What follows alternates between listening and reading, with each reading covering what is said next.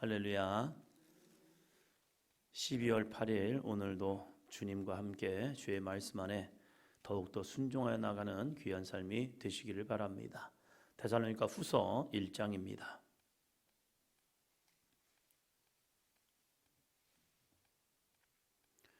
1장 2절입니다. 하나님 아버지와 주 예수 그리스도로부터 은혜와 평강이 너에게 있을지어다. 아멘. 은혜와 평강, 우리가 얼마나 사모하는 겁니까? 은혜와 평강. 그러나 그것은 하나님 아버지와 주 예수 그리스도로부터 우리에게 주어진다는 사실입니다. 그러면 우리는 은혜와 평강을 얻기 위해서 주님을 바라봐야 합니다. 십자가의 능력 되시는 예수 그리스도를 바라보고 하나님 아버지 그 안에 있어야 우리에게 은혜와 평강이 임할 줄로 믿습니다. 그분을 떠나서 우리가 은혜와 평강이 있지 않다는 겁니다. 하나님을 떠나고 주 예수를 떠났을 때 우리에게 은혜와 평강은 없다는 거예요. 그러면 한번 되돌아보면, 뒤집어 보면 왜 나에게 은혜와 평강이 없지? 왜 나에게 근심이 오지? 왜 이렇게 나에게 걱정이 밀려올까? 왜 내 마음이 이렇게 불안할까? 무엇 때문일까? 돈이 없어서? 문제가 있어서? 일이 잘 안 돼서? 사람과의 관계가 흔들려서 은혜와 평강이 없을까? 그건 부차적이라는 거예요.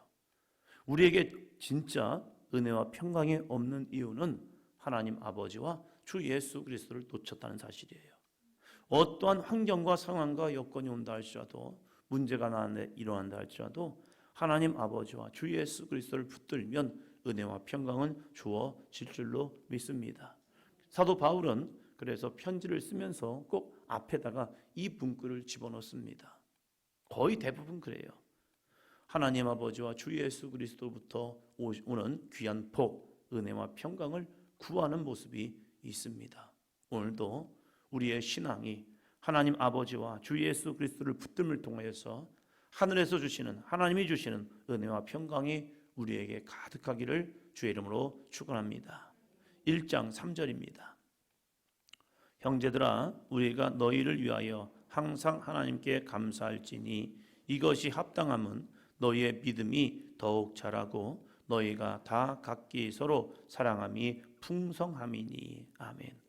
이 데살로니가 후서, 여기에서도 이 데살로니가 교회가 칭찬받는 모습을 우리에게 전합니다. 신앙은 완벽하게 태어나는 게 아닙니다. 내가 예수님을 믿고 새 사람 되었다고 해서 완벽하지 못합니다. 우리의 몸은 과거로서 돌아가려 합니다. 그래서 은혜를 받았지만 술을 좋아하는 사람은 또 술 먹으려 합니다. 담배를 피우는 사람들은 담배를 또 끊었지만 또 필요합니다. 죄악된 습관이 내 안에 몸에 여전히 남아 있습니다. 그럴 때에 예수님의 보혈의 피로 우리를 이겨내야 합니다. 육신을 쳐서 영의 사람으로 만들어내어야 합니다. 몸은 돌아가려 해요. 그러나 영은 주님을 붙들어야 합니다. 그래서 세상에 즐겁던, 세상을 붙들었던 그 모습을 끊어내는 수가 필요합니다. 오늘 당장은 안 될 수 있어요. 그러나 할 수 있습니다. 이 믿음으로요. 포기하는 게 아닙니다. 우리는 끝까지 도전하는 겁니다. 믿음은 도전할 때 어떠한 변화가 이루어집니까? 그것이 바로 3절이라는 거예요. 항상 하나님께 감사할지니. 이 데살로니가 교회를 보면 전서에도 마찬가지고 후서에서도요, 감사의 내용들이 참 많습니다. 그러면 좋은 영적인 장점이 있다는 사실이죠. 우리에게는 영적 장점이 많습니까? 단점이 많습니까? 무엇을 보느냐에 있어서 내 믿음이 나타나요. 이 데살로니가 교회, 사도 바울이 볼 때에 너희를 위하여 항상 하나님께 감사할지니. 이 항상, 바울이 자주 쓰는 단어 중에서 항상이라는 단어를 참 잘 씁니다. 항상, 항상, 항상. 항상 하나님께 감사할지니 이것이 당연하면 너희의 믿음이 더욱 자라고 너희의 믿음이 더욱 자라났다는 사실입니다. 어제보다는 오늘이, 작년보다는 올해가 더욱더 자라난 아름다운 믿음의 삶이 되기를 주님의 이름으로 축원합니다. 우리의 믿음은 자라나야 합니다. 멈춰서면 뭔가 문제가 있다는 거예요. 자전거가 달릴 때에, 이 두발 자전거가 달릴 때에 안 넘어지는 방법이 있습니다. 끊임없이 이 자전거를 굴르면 됩니다. 그러면 자전거는 넘어지지 않습니다. 신앙생활은 어쩌면 그건 같아요. 분명한 표대를 바라보고 믿음의 경주를 하면요, 우리는 넘어지지 않습니다. 그러나 멈춰서는 순간 나도 모르게 좌로나 우로나 넘어지게 되어 있습니다. 그래서 사도 바울도 자신을 쳐서 온전한 표대 주 예수 그리스도를 바라보며 끝까지 달려갑니다. 내가 이룬 게 아니에요. 완성된 게 아니에요.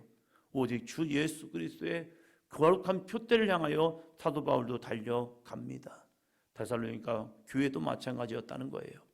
너의 믿음이 더욱 자라나는 거룩한 믿음이요. 오늘 난 됐어, 여기서 괜찮아, 이 믿음은 자라나지 않더라고요. 끊임없는 영적 도전이요. 주일 성수하던 사람들은 새벽 기도도 도전하고, 내가 믿음으로 헌신하며 내가 어떻게 이 교회에 충성된 믿음의 사람이 될까 거룩한 도전을 하는 겁니다. 그러면요, 우리의 믿음은 점점점 자라나는 은혜가 있을 줄로 믿습니다. 또한 너희가 다 각각 서로 사랑함이 풍성합니다라고 말합니다. 사랑은요, 하는 것으로 끝나지 말고 사랑이 풍성함이 있기를 바랍니다. 풍성함이 뭐예요? 넘쳐난다는 거예요. 내 사랑에만 머무는 것이 아니라 사랑이 풍성해지면요, 나눠줄 수 있는 마음이 있어요. 난 사랑이 없어요. 사랑 그 사람 안 합니다. 그러나 내 안에 주님이 주시는 사랑의 풍성함이 있으면요, 누군가에게 나눠주려 합니다. 많이 나눠줘야 좋은 겁니까? 아니에요. 콩 한쪽이라도 나눌 수 있는 마음이 있으면 그 사람에게는 사랑이 풍성한 거예요. 많은 것이 주어졌음에도 불구하고 사랑의 풍성이 없으면요, 늘 갈급해요. 그래서 누가 나한테 사랑 안 주나? 누가 나한테 사랑 안 주나? 아니에요. 사랑은 받는 것으로 풍성하지 않아요. 사랑은 줄 때 풍성해 줍니다. 할렐루야. 교회가 사랑이 없다고요? 그 사람이 사랑이 메말라서 그래요. 그 사람이 사랑을 하기 시작하면요, 이 교회는 사랑이 풍성한 교회가 돼요. 가장 중요한 것은 나 자신인 거예요. 나 자신의 사랑의 목마름이 있으면요, 늘 사랑이 갈급해요. 그러나 사랑의 풍성함이 있으면요, 그 사랑에는 늘 넘쳐납니다. 그래서 사랑은요, 받는 것이 아니라 주는 거래요. 이 데살로니가 교회가 왜 사랑이 풍성합니까? 그것은요, 받고자 만나면 이 사람은 왜 나를 사랑 안 하는 거야? 저 사람은 왜 나를 사랑하는 거야? 왜 목사님은 나를 사랑하지 않는 거야? 이런 얘기예요. 그러나 주잖아요. 그러면요, 사랑이 목마르지 않아요. 왜요? 내 속에서 넘쳐나거든요. 무엇 때문에요? 주 예수 그리스도의 사랑 때문입니다. 할렐루야. 이 사랑이 있잖아요. 믿음이 자라나잖아요. 그럼 어떤 결과가 나온 줄 아십니까? 4절입니다. 그러므로 너희가 견디고 있는 모든 박해와 환난 중에서 너희 인내와 믿음으로 말미암아 하나님의 여러 교회에서 우리가 친히 자랑하노라. 너희의 믿음이 자라고 다 각기 서로 사랑이 풍성하면요, 박해와 환난을 이겨냅니다.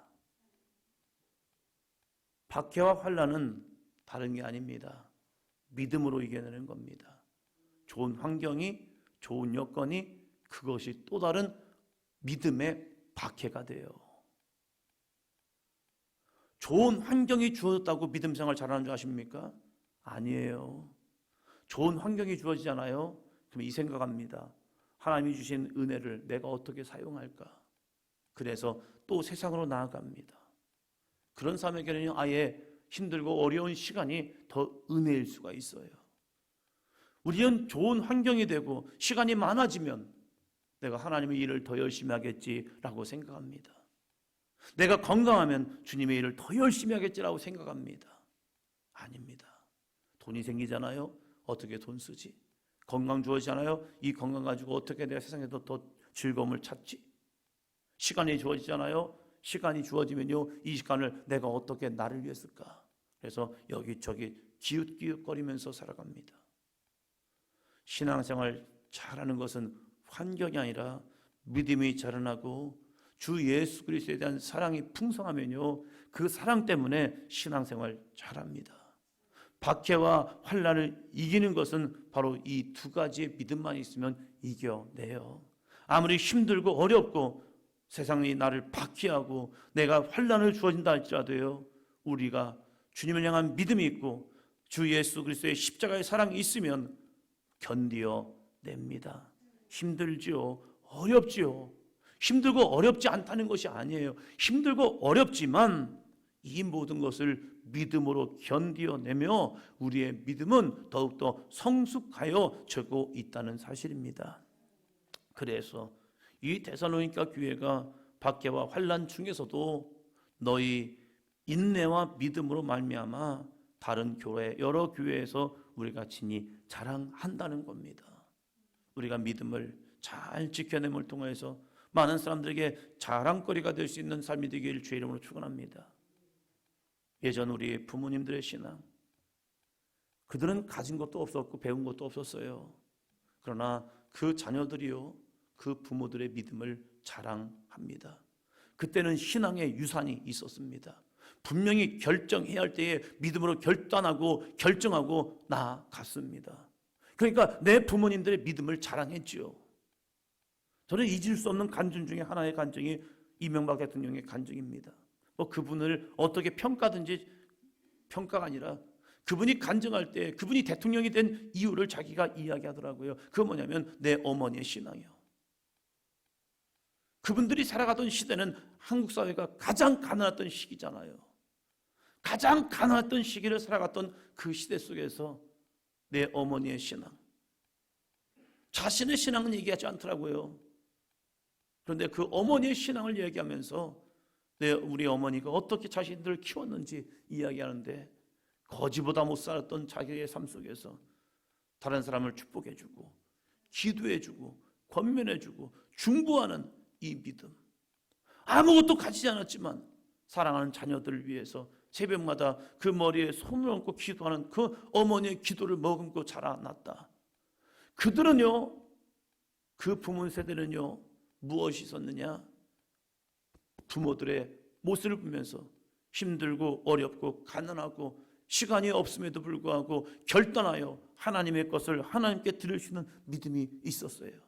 내 자녀들이 굶는다 할지라도 하나님의 것은 하나님께, 내가 아무리 힘들고 어려워도요, 이 새벽 제단 내가 이 자녀들을 위해서 기도하지 않는다면 누가 기도하랴? 이 나라와 민족을 위해 기도하지 않는다면 누가 기도하랴? 아유, 진짜 자기들이나 잘 살지라고 세상 사람들은 조롱거리가 될 수 있었을 거예요. 그러나 아니요, 이 나라 이 민족 하나님이 지켜주셔야 합니다. 이 믿음을 가지고 그들은 부르짖어 기도했다는 거예요. 그 믿음을 보고 자라났어요. 유산을 주었어요. 그런데 이번 다니엘 기도회를 통하여 유기성 목사님의 말씀을 통하여서 참 많은 도전이 되었어요. 지금은 젊은 세대가 교회가 없다, 우리 자녀 세대가 신앙생활에 문제다. 그 문제가 아니라 그들에게 바른 신앙을 못 준 부모 세대가 문제다. 유산을 주지 못하니까 그들이 믿음을 잃어버린 거지, 그들이 믿음을 잃어버린 자체가 열매가 중요한 게 아니라 그 근원 뿌리가 문제였다라고 이야기하잖아요. 맞아요. 어떤 분이 그래요. 장로님들 가정 중에 자녀들 중에 신앙생활 바르게 하는 사람들이 정말로 적대요.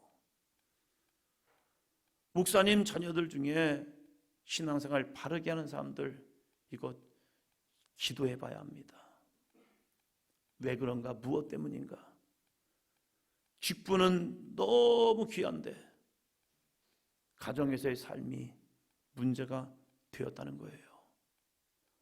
부모를 보면서 나도 우리 부모님처럼 살아가야지 라는 그런 믿음의 도전을 줘야 하는데 그런 도전이 주지 못했다는 거예요. 열심이 없어서 그건 아닌 것 같아요. 열심이 있으니까 목회자도 되고 장로님도 됐단 말이에요. 그런데 삶의 열매가 문제였다는 사실이에요. 권사님들도 마찬가지죠. 우리의 자녀들이 어떠한 믿음의 삶을 살고 있는가? 물론 내 자녀의 신앙, 아무리 부모가 신앙생활 잘해도 그릇된 길로 갈 수 있어요. 그러나 그것이 우리 부모에게는요, 믿음의 거울이 되어야 한다는 거예요. 100%는 아니에요. 그러나 그 믿음을 보면서 우리의 믿음을 점검해 봐야 한다는 거예요. 왜 자녀들이 저럴까? 왜 내 자녀들이 이러한 믿음으로 갈까?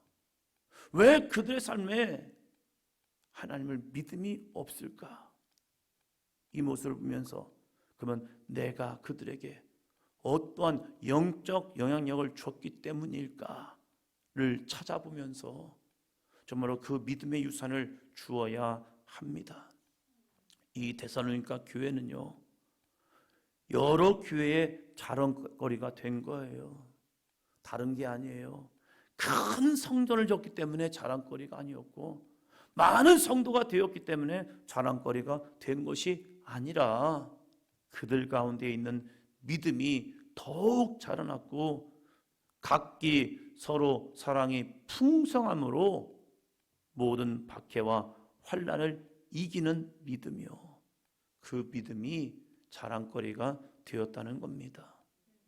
여러분의 자랑거리는 무엇입니까? 내가 하나님 잘 믿어서 이렇게 잘 살게 되었어. 내가 교회에서 이러한 직분을 가지고 있어. 이런 건 자랑거리가 아니에요.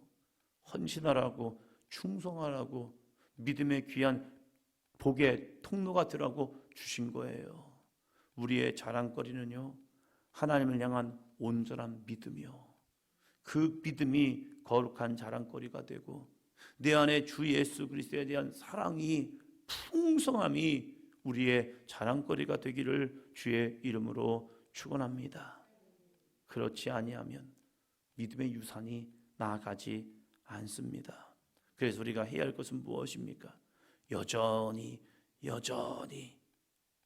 우리에게요, 이겨야 할 것이 있습니다. 2장 10절입니다.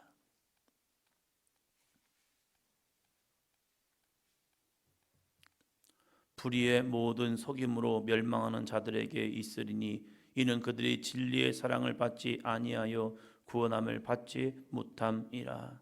불의의 모든 속임, 세상 사람들에게 하는 말 아닙니다.